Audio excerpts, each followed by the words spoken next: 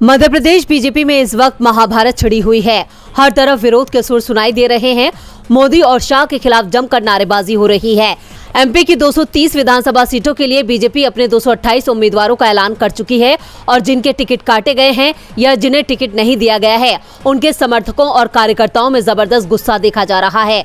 BJP की 5वीं list के ऐलान के साथ ही जबलपुर में सबसे ज्यादा हंगामा मचा। नाराज बीजेपी कार्यकर्ताओं ने केंद्रीय मंत्री और मध्य प्रदेश चुनाव के प्रभारी भूपेंद्र यादव के सामने ही लात घुसे चलाने शुरू कर दिए। आपको बता दें कि बीजेपी ने जबलपुर की उत्तर मध्य विधानसभा सीट से अभिलाष पांडे को उम्मीदवार बनाया है, जिसे पूर्व मंत्री शरद जैन, अब पार्टी में वापसी कर चुके पूर्व बागी नेता धीरज पटेरिया और एक पार्षद कमलेश अग्रवाल के नाराज समर्थक बीजेपी के संभागीय बैठक में जबरन घुस गए। उन्होंने प्रदेश अध्यक्ष विष्णुदत्त शर्मा के खिलाफ जमकर नारेबाजी करते हुए हंगामा किया, जिसका वीडियो सोशल मीडिया पर वायरल हो रहा है।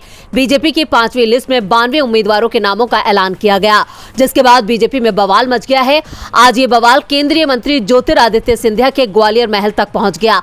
नाराज कार्यकर्ता सिंधिया की गाड़ी के आगे लेट गए। इस दौरान सिंधिया ने नाराज कार्यकर्ताओं को समझाने की कोशिश की, लेकिन कार्यकर्ता लगातार नारेबाजी करते रहे। सिंधिया समर्थक महल के मुख्य द्वार तक पहुंच गए और यहां 1.5 से 2 घंटे तक जमकर हंगामा किया और मुन्ना लाल गोयल के समर्थन में नारेबाजी करते नजर आए। आपको बता दें कि बीजेपी ने 5वीं लिस्ट में ग्वालियर पूर्व विधानसभा से पूर्व मंत्री माया सिंह को इस बार टिकट दिया है, जबकि बीजेपी नेता मुन्ना लाल गोयल इस सीट से दावेदारी ठोक रहे थे। और जैसे ही 5वीं लिस्ट आने पर माया सिंह के नाम का ऐलान हुआ, मुन्ना लाल गोयल समर्थकों ने जमकर हंगामा किया।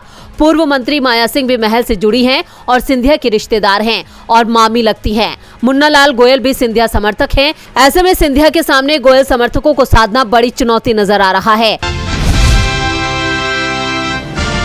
2024 में सत्ता की लड़ाई कितनी मुश्किल है, ये बीजेपी को बहुत पहले ही समझ आ चुका है। शायद यही वजह है कि मोदी सरकार अपने कार्यकाल के दौरान किए गए कामों को सेना के जरिए लोगों में प्रचार करने पर मजबूर है।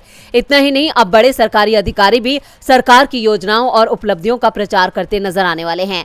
लेकिन जैसे ही सरकार की तरफ से इस बात की घोषणा की गई, कांग्रेस की तरफ से सरकार पर जोरदार हमला बोला गया। कांग्रेस अध्यक्ष मल्लिकार्जुन खड़गे ने सोशल मीडिया एक्स पर लिखा कि मोदी सरकार के लिए सरकार की सभी एजेंसियां, संस्थान, हथियार, विंग और विभाग अब आधिकारिक तौर पर प्रचारक हैं। हमारे लोकतंत्र और संविधान की रक्षा के मद्देनजर ये जरूरी है कि उन आदेशों को तुरंत वापस लिया जाना चाहिए जो नौकरशाही और हमारे सशस्त्र बलों के राजनीतिकरण को बढ़ावा देंगे। अपने ट्वीट के साथ मल्लिकार्जुन खड़गे ने वो पत्र भी पोस्ट किया जो उन्होंने पीएम मोदी को लिखा है। खड़गे ने कहा, मोदी सरकार हमेशा सिर्फ प्रचार में ही लगी रहती है। जब उनके खिलाफ देश में एक माहौल बन रहा है, तब उन्होंने एक आदेश निकाला है कि अफसर अब उनकी सरकार के प्रचार के लिए रथ प्रभारी बनेंगे। अब वो सरकारी काम छोड़कर सरकार की रथ यात्रा निकालेंगे। इससे पहले फौजियों को भी आदेश दे दिया कि जब वो छुट्टी पर घर आए तो सरकारी योजनाओं का प्रचार करें। जो हमारे जांबाज फौजी अपने घर जाते हैं तो परिवार के साथ रहते हैं, आराम करते हैं, अपनी पारिवारिक जिम्मेदारियों को पूरा करते हैं। सरकारी अफसरों का काम रथ यात्रा निकालना नहीं है, फौजी का काम सरकार का प्रचार करना नहीं है। ऐसा पहली बार हो रहा है कि अफसरों और फौजियों का इस तरह से कोई सरकार प्रचार के लिए इस्तेमाल कर रही है। अपनी योजनाओं के प्रचार के लिए फौजियों और अफसरों का इस्तेमाल मत कीजिए।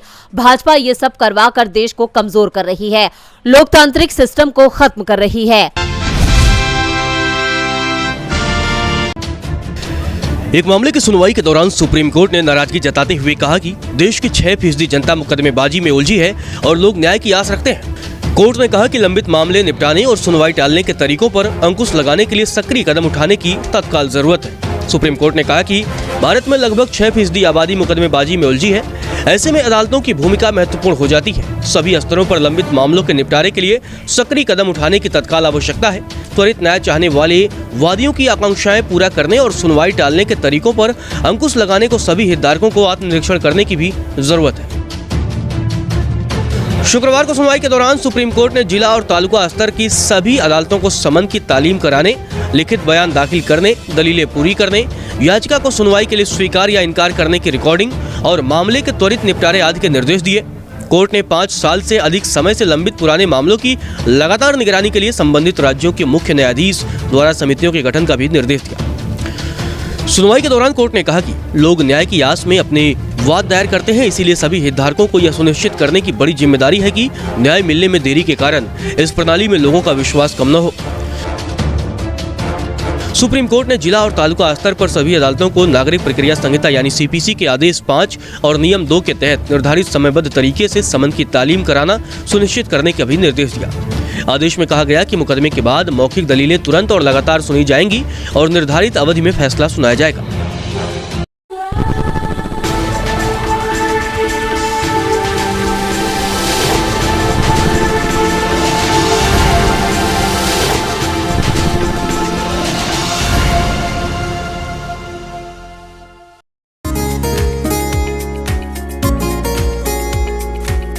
आईसीसी वर्ल्ड कप 2023 का 21वां मैच भारतीय क्रिकेट टीम और न्यूजीलैंड के बीच धर्मशाला में खेला गया। इस मैच में टीम इंडिया ने न्यूजीलैंड को 4 विकेट से मात दी, जिसके बाद से देश में जश्न का माहौल है। जैसे ही टीम इंडिया जीती, लोग सड़कों पर निकल गए। देश के अलग अलग हिस्सों से क्रिकेट प्रेमियों ने अपनी खुशी जाहिर करते हुए क्या कुछ कहा, सुनिए।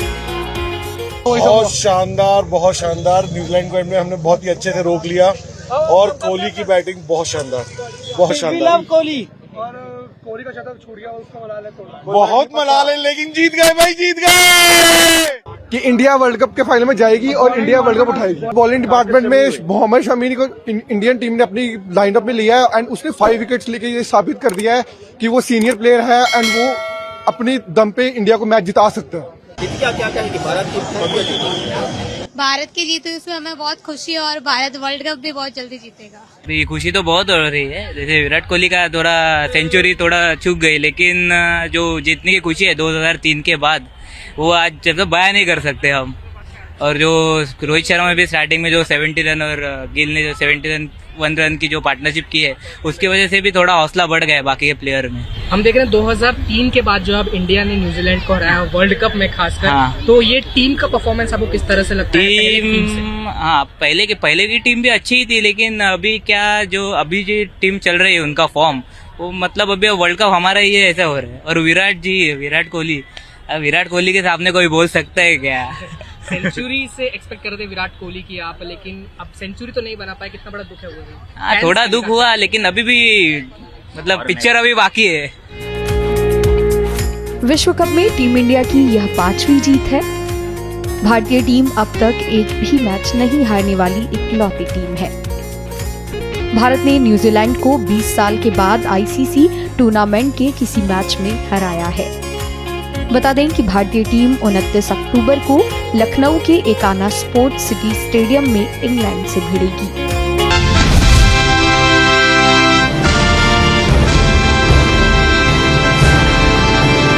गजा को इजराइल लगातार निशाना बना रहा है। वहां आम जरूरतों की चीजों की कमी हो गई है। यहां तक कि पीने के पानी की भी किल्लत अभी दिखाई दे रही है।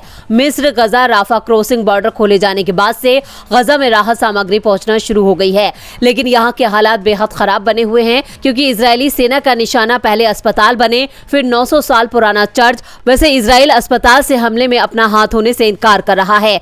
दूसरी ओर अब इजराइल ने वेस्ट बैंक में बनी मस्जिद को भी निशाना बनाया है। मस्जिद में कई लोगों ने शरण ले रखी थी। ऐसे में जान माल के बड़े नुकसान की खबर से इनकार नहीं किया जा सकता। वैसे इजराइल का दावा है कि हमास के कमांडर सेंटर के रूप में इस्तेमाल की जा रही थी। इजराइल ने वेस्ट बैंक में जेनिन के रिफ्यूजी कैंप को भी निशाना बनाया है। रविवार को इजराइल ने नॉर्थ गजा में अरबी भाषा में लिखे पर्चे गिराए हैं। इन पर्चों में लोगों को उत्तरी गजा खाली करने की चेतावनी दी गई है। इजरायली सेना ने लोगों से कहा है कि अगर इलाका खाली नहीं किया तो उन्हें भी आतंकी संगठन हमास का साथी समझा जाएगा। इस बीच सऊदी अरब ने पश्चिमी देशों की आलोचना करते हुए कहा कि जब हमास ने इजराइल को निशाना बनाया था तो उनकी ओर से तीखी प्रतिक्रिया आई थी, लेकिन अब इजराइल गजा में मुस्लिम बस्तियों को उजाड़ रहा है तो पश्चिमी देशों ने चुप्पी साध ली है। इजराइल अब अस्पताल, चर्च, मस्जिद सभी को निशाना बना रहा है।